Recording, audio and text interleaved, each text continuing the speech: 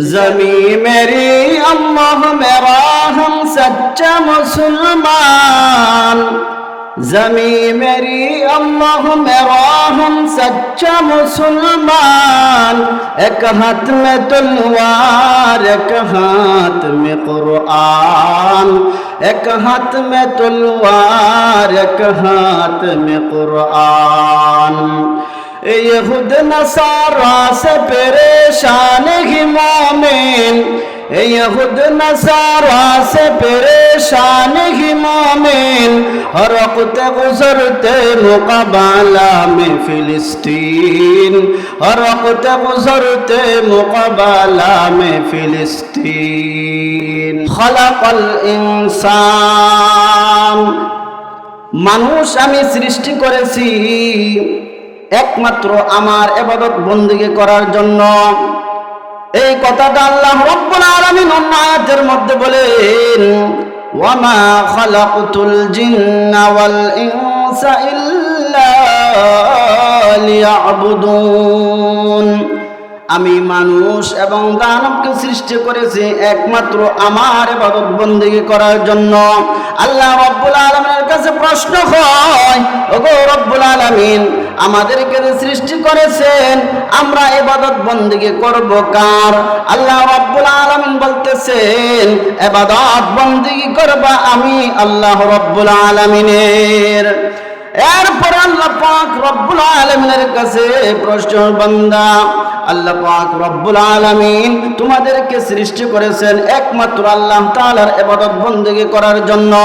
এরপরে আমাদের মধ্যে প্রশ্ন হয়, আল্লাহ আমরা কতদিন পর্যন্ত ইবাদত বندگی করব?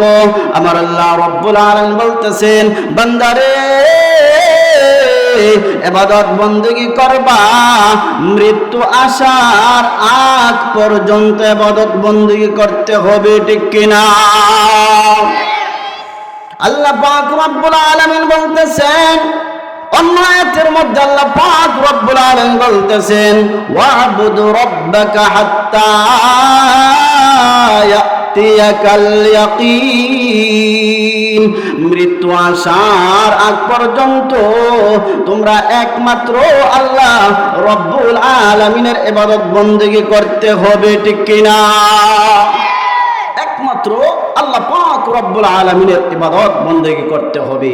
আল্লাহ পাক রব্বুল আলামিন বলতেছেন, ইন্নাল্লাযীনা আমানু ওয়া আমিলুস সালিহাত কানাত লাহুম জান্নাতুল ফিরদাউসি নুজুলা।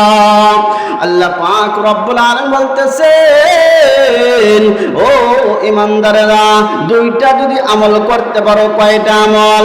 দুইটা গুণ যদি তোমার মধ্যে থাকে। এক নম্বর হইল ঈমানদার হওয়া, আমরা তো সকলে ঈমানদার, ঠিক কিনা? দুই নম্বর হইল গিয়া ওয়া আমিলুস সালিহাত, নেক কাজ করতে হবে, সৎ কাজ করতে হবে, ভালো কাজ করতে হবে। যদি আমরা ভালো কাজ করতে পারি তাহলে আল্লাহ পাক রব্বুল আলামিন আপনাকে আমাকে জান্নাতুল ফিরদাউসের মধ্যে দিয়া আপ্যায়ন করবেন। কোন জান্নাত দিয়ে আপ্যায়ন করবেন? জান্নাতুল ফিরদাউস।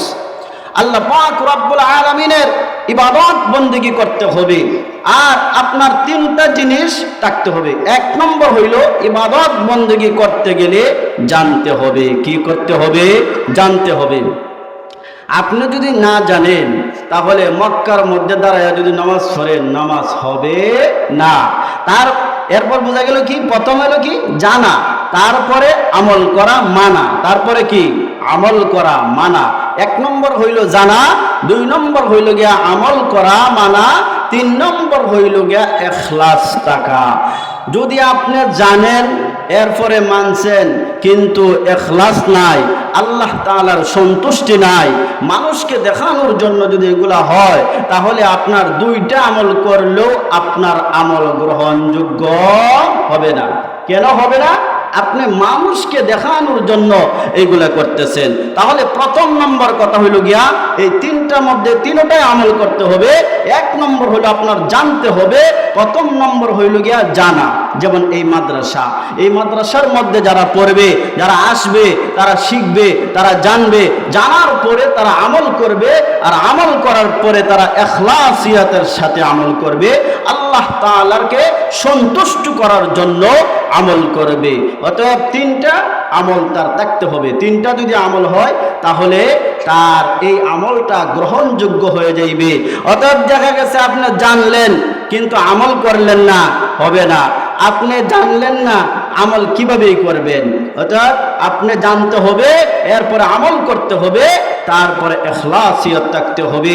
যদি আপনার এই তিনটা জিনিস থাকে তাহলে আল্লাহ পাক রব্বুল আলামিন আপনার যে আমলগুলো করবেন সব আমলগুলো আল্লাহ পাক রব্বুল আলামিন কবুল করে নেবেন। বলেন সুবহানাল্লাহ। এই জন্য বলতেছিলাম প্রত্যেকটা জিনিস করতে গেলে ভরসা করতে হবে কার উপর? আল্লাহ তাআলার উপর। কার উপর ভরসা করতে হবে? আল্লাহ পাক রব্বুল আলামিনের উপর ভরসা করতে হবে। আল্লাহ পাক রব্বুল আলামিনের উপর যদি ভরসা করেন তাহলে ফাহুয়া হাসবু, আল্লাহ পাক রব্বুল আলামিন আপনার জন্য যথেষ্ট হয়ে যাইবেন। ঠিক কি না? ওয়া মান ইয়াতাওয়াক্কাল আলাল্লাহি ফাহুয়া হাসবু। আল্লাহ পাক রব্বুল আলামিন বলতেছেন, ও দুনিয়ার ইমানদার বান্দা বান্দিরা, ওয়া মান ইয়াতাওয়াক্কাল আলাল্লাহ ফাহুয়া হাসবু, তোমরা যে কোনো কাজ করবা আমার আল্লাহ রব্বুল আলামিনের উপর ভরসা করে করবা। দুনিয়ার মধ্যে দেখা যায়, দুনিয়ার মধ্যে কৃষি কাজ করেন, কৃষি কাজ করতেছেন, আর যদি আমার আল্লাহ রব্বুল আলামিনের উপর ভরসা করে করেন, আমার আল্লাহ রব্বুল আলামিন আপনার এই ফসলের মধ্যে বরকত দিবেন। ঠিক কিনা? আমার আল্লাহ রব্বুল আলামিনের উপর আপনি গাড়ি ড্রাইভারি করতেছেন, গাড়ি চালাইতেছেন, আমার আল্লাহ রব্বুল আলামিনের ভরসা করবেন। আপনি হাঁটতেছেন, আমার আল্লাহ রব্বুল আলামিনের ভরসা করবেন। আপনি যে কোনো কাজ করেন, আমার আল্লাহ রব্বুল আলামিনের উপর যদি ভরসা করেন, ভরসা করার পরে বসে থাকলে চলবে না। যদি বলেন না না আমি আল্লাহ রব্বুল আলামিনের উপর ভরসা করলাম, আমার আল্লাহ রব্বুল আলামিন আমাকে খাওয়াইবেন, এইভাবে বসে থাকলে হবে না। আল্লাহ বলেন, বান্দারে আমার উপর তোমরা ভরসা করবা, ভরসা করার পরে তুমি চেষ্টা করবা, মান জাদ্দা ওয়াজাদা, তুমি চেষ্টা করলে তুমি উপায় হবে তোমার। এরপরে তুমি চেষ্টা করতে থাকবা, কারণ আল্লাহ রাব্বুল আলামিন বলতেছেন অন্য আয়াতের মধ্যে, আল্লাহ রাব্বুল আলামিন বলতেছেন, ইয়া আইয়ুহাল্লাযীনা আমানু ইযা নুদিয়া লিস-সালাতি মিন ইয়াউমিল জুমআ ফাসআউ ইলা যিকরিল্লাহি ওয়া যারুল বাই'।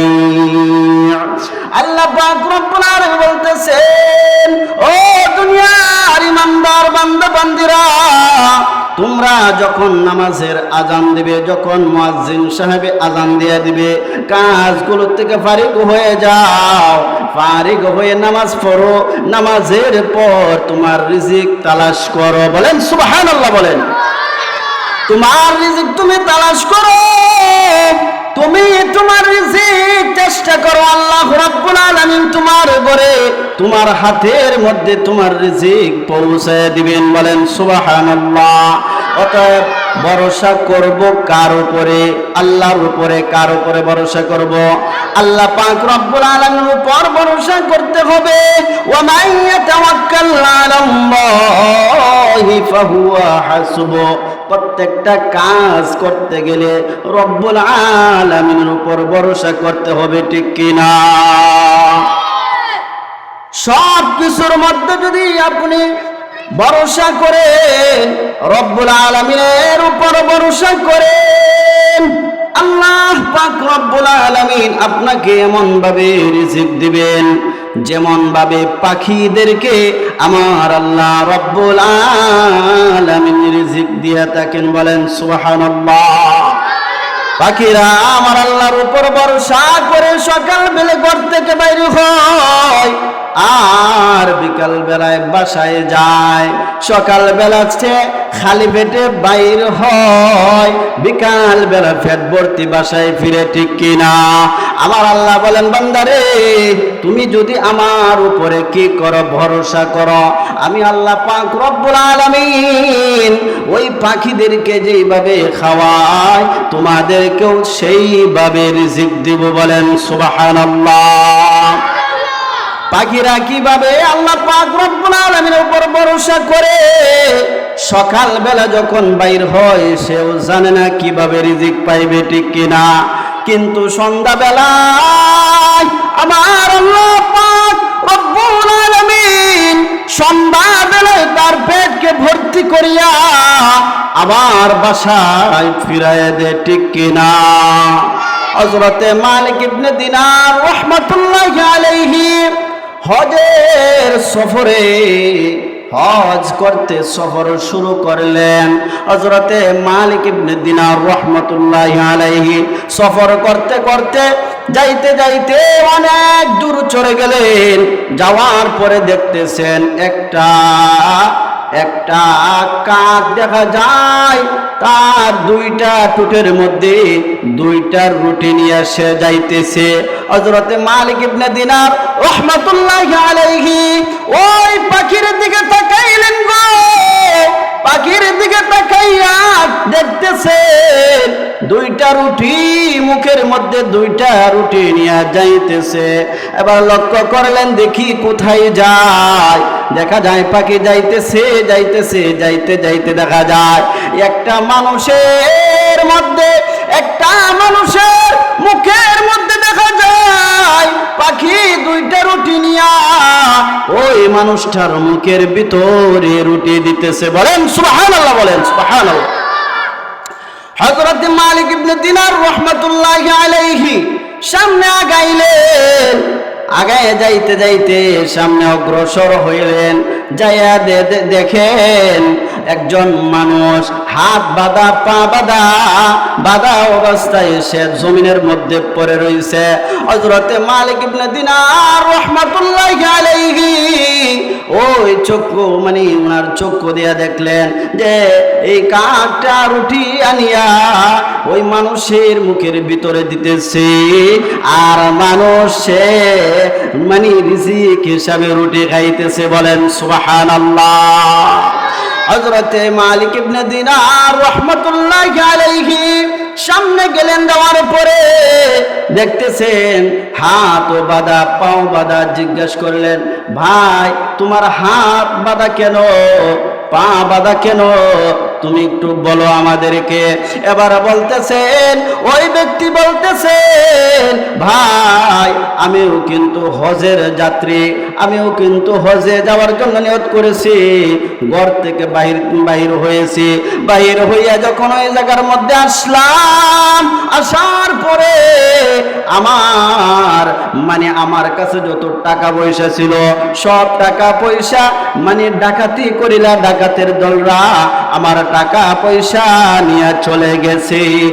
আর কি করছে, আমার হাত বান্ধিয়া পা বেঁধে আমাকে এখানে ফেলে থয়ে গেছে।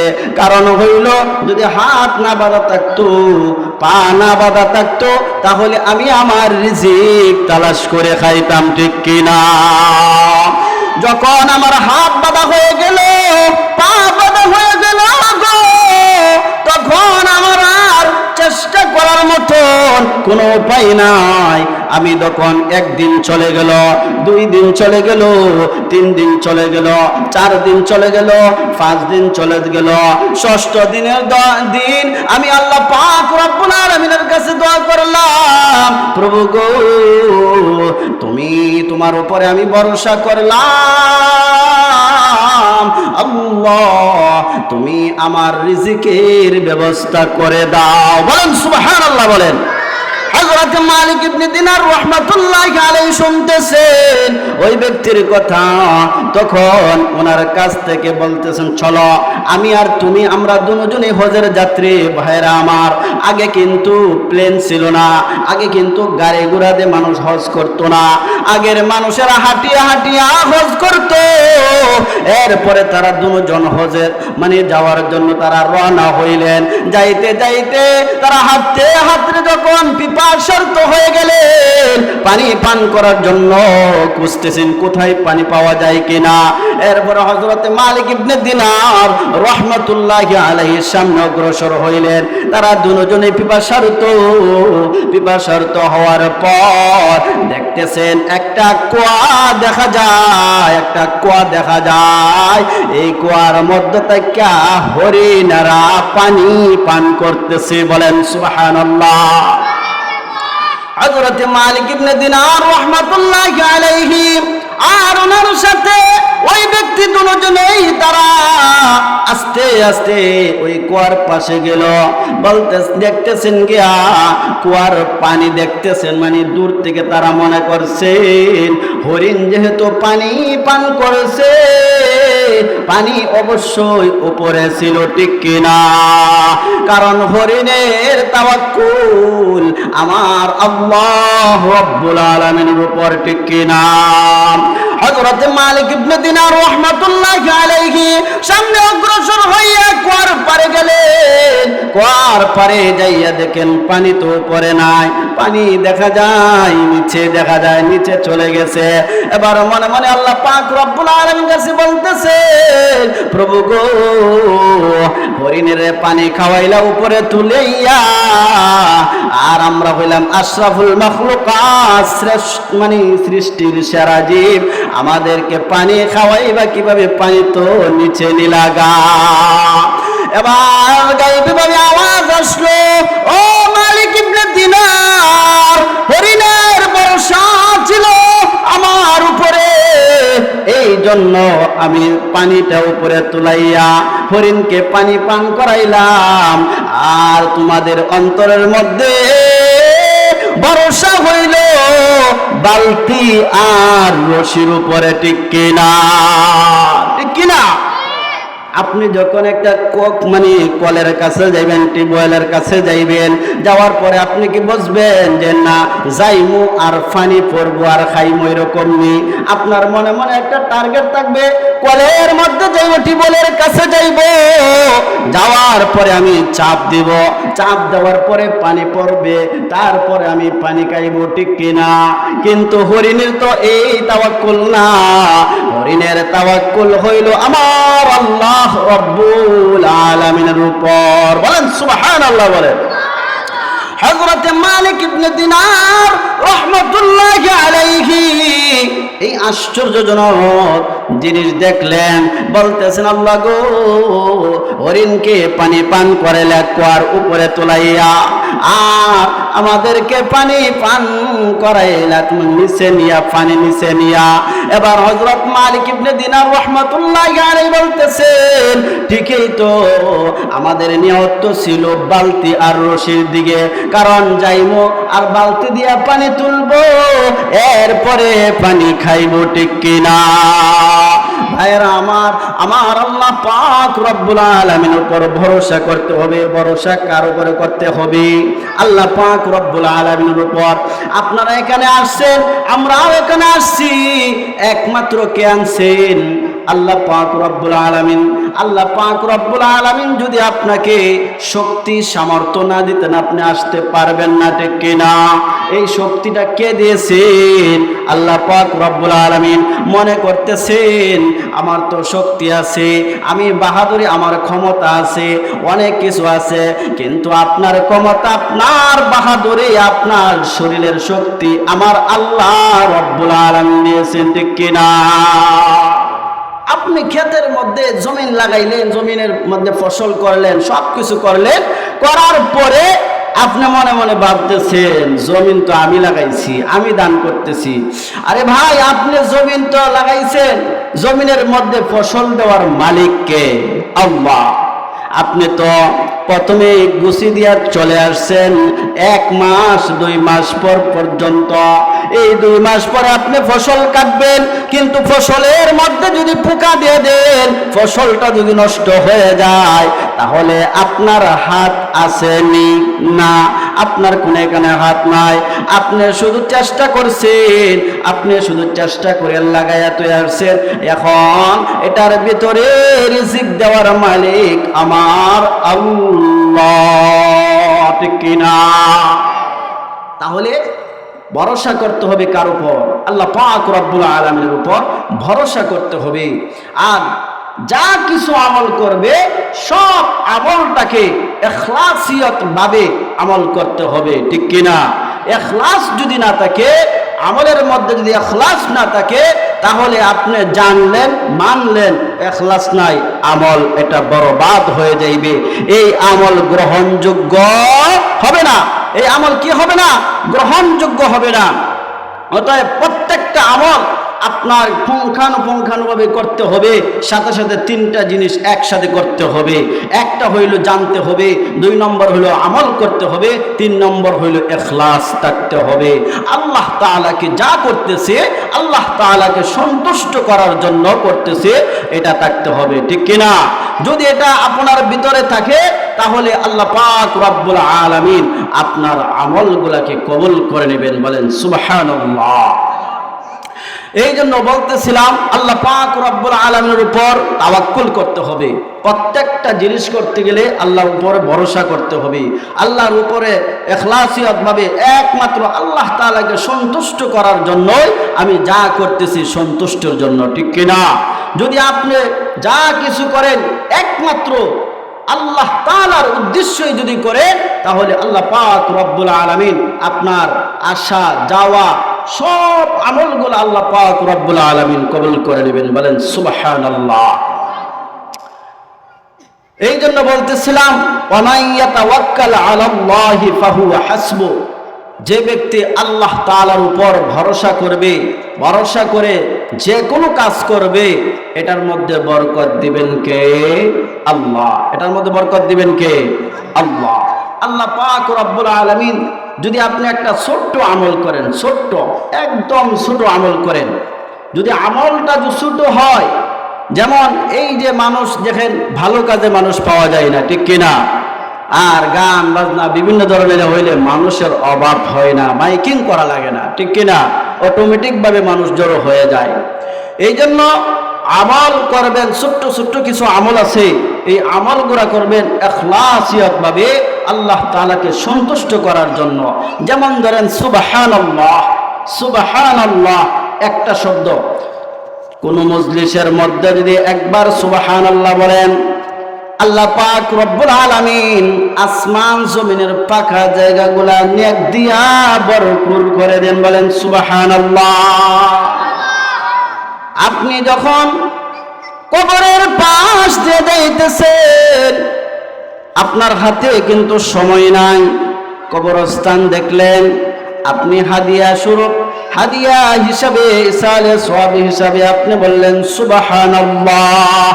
আল্লাহ সুবহানাল্লাহ যে বললাম, সুবহানাল্লাহর যে মানে নেকিটা হয়েছে, যে আমলটা করছি আমি আমার ওই মৃত্যু ব্যক্তির জন্য, ওই মৃত ব্যক্তির জন্য এই হাদিয়া স্বরূপ আমি পৌঁছায়া দিলাম। বলেন সুবহানাল্লাহ। কারণ কবরের মধ্যে বসিয়া বসিয়া যদি 1000 বার যদি আপনি সুবহানাল্লাহ পড়েন, আর জমিনের মধ্যে মানে জীবিত থাকা অবস্থায়, মানে আপনি যদি জীবিত থাকা অবস্থায় একবার সুবহানাল্লাহ বলেন, কবরের মধ্যে 500 বছর পর্যন্ত যদি আপনি সুবহানাল্লাহ বলেন, ওই দুনিয়ার একবারের সমান হবে না। কারণ 500 বছর পর্যন্ত কবরের মধ্যে যদি আপনি সুবহানাল্লাহ বলেন, কোনো নেকি হবে না, হবে না। দুনিয়ার মধ্যে যদি আপনি একবার সুবহানাল্লাহ পড়েন, আল্লাহ পাক রব্বুল আলামিন ওই নেকিটা কিন্তু আপনার কবরের মধ্যে কাজে লাগবে, ঠিক কিনা? এই জন্য ছোট্ট ছোট্ট আমল আছে, ওই আমলগুলো আপনি পড়বেন বেশি বেশি করে। আমি আরেকটি আয়াত তেলাওয়াত করেছি, আরেকটি সূরা, সূরাতুল ইখলাস। এটা ছোট্ট সূরা না? ছোট সূরা কিনা? আপনি হাঁটতেছেন, বসতেছেন, জমিন লাগাইতেছেন, কৃষিকাজ করতেছেন, আপনি দোকানদারি করতেছেন, ব্যবসা করতেছেন, আপনি ছোট্ট আমল করবেন। ছোট্ট আমল, আমলটা কিন্তু ছোট, কিন্তু তার পাওয়ার বেশি, ঠিক কিনা? তার পাওয়ার কি বেশি। যেমন এই সূরাটা যদি আপনি একবার তেলাওয়াত করেন, হাদিস শরীফের মধ্যে আসছে, যদি আপনি একবার তেলাওয়াত করেন তাহলে আপনি 10 পারার সওয়াব আপনার নামে আমলের মধ্যে দেওয়া হবে। বলেন সুবহানাল্লাহ। যদি কোনো ব্যক্তি একবার তেলাওয়াত করে সূরাতুল ইখলাস, তাহলে তার আমলনামার মধ্যে 10 পারার সওয়াব দেওয়া হবে। বলেন সুবহানাল্লাহ। যদি কোনো ব্যক্তি 2 বার তেলাওয়াত করে সূরাতুল ইখলাস, কুল হুয়াল্লাহু আহাদ, আল্লাহুস সামাদ, লাম ইয়ালিদ ওয়া লাম ইউলাদ ওয়া লাম ইয়াকুল লাহু কুফুয়ান আহাদ, যদি আপনি একবার তেলাওয়াত করেন 10 পারার সওয়াব পাবেন। 2 বার তেলাওয়াত করলে 20 পারার সওয়াব দেওয়া হবে। 3 বার তেলাওয়াত করলে আপনাকে 30 পারার একখানা কোরআন খতমের সওয়াব আপনার আমলনামার মধ্যে দেওয়া হবে। বলেন সুবহানাল্লাহ। তাহলে একবার পড়লে, একবার যদি পড়ে তাহলে 10 পারার সওয়াব, আর যদি 2 বার পড়ে তাহলে 20 পারার সওয়াব, আর যদি 3 বার পড়ে নেন তাহলে আপনার আমলনামার মধ্যে 1 খতম কোরআন পড়লে যে পরিমাণ সওয়াব, এই পরিমাণ সওয়াব আপনার আমলনামার মধ্যে দিয়ে দিবেন। বলেন সুবহানাল্লাহ। কারণ সবাই তো হাফিজুল কোরআন না, সবাই তো আলেম না।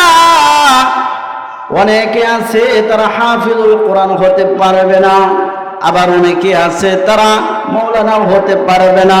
অতএব আমার আল্লাহ রাব্বুল আলামিন ছোট্ট ছোট্ট সূরা দিয়েছেন, কিন্তু ফজিলত অনেক বেশি দিয়েছেন। বলেন সুবহানাল্লাহ। যারা জানে না কোনো কিছু, তারা তো কোরআন পড়তে পারে না। অনেকে আছে কমপক্ষে এই ছোট্ট সূরাটি যদি মুখস্থ করে সে একবার তেলাওয়াত করে, আমার আল্লাহ রাব্বুল আলামিন তার আমলনামার মধ্যে 10 পারার সওয়াব দিবে। আর যদি 2 বার তেলাওয়াত করে তার আমলনামার মধ্যে 20 পারার সওয়াব দিবেন। আর যদি 3 বার তেলাওয়াত করেন তাহলে আপনার আমলনামার মধ্যে 30 পারার সওয়াব দেওয়া হবে। বলেন সুবহানাল্লাহ। আমরা তো এখন আমল কম, আমল আমরা নিচের দিকে। আগেকার মানুষগুলো দেখছি, আগের মানুষ 15-20 বছর আগের কথা, তারা ফজরের নামাজ পড়িয়া এরপরে কোরআন তেলাওয়াত করত, ঠিক কিনা? তারা কি করত? ফজরের নামাজের পরে তারা কোরআন তেলাওয়াত করত, তারা কোরআন তেলাওয়াত করত, এইভাবে তারা আমল করত।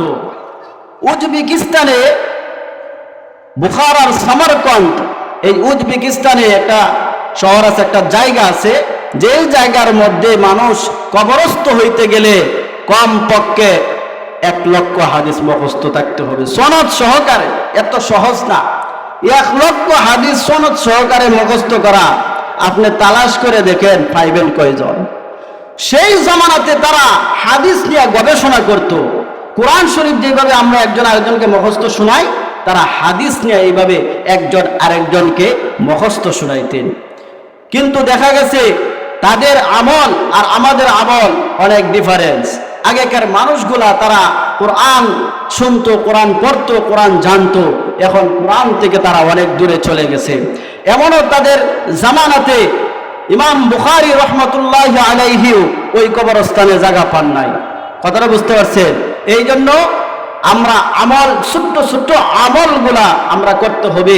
তারা যেইভাবে হাদিস নিয়ে গবেষণা করছে, কোরআন পড়ছে বেশি বেশি, আমরাও এইভাবে এখনো আমরা যারা আছি দুনিয়ার মধ্যে, আল্লাহ পাক রব্বুল আলামিন আমাদেরকে হায়াতের মধ্যে বরকত দান করুন। আর আমাদেরকে যেইভাবে আমরা ছোট্ট ছোট্ট আমলগুলা যাতে করে বেশি বেশি পড়তে পারি, আমাদেরকে আল্লাহ পাক রব্বুল আলামিন তৌফিক দান করুন। সকলে বলেন আমিন। ওয়া আখির দাওয়ানা আলহামদুলিল্লাহি রাব্বিল আলামিন।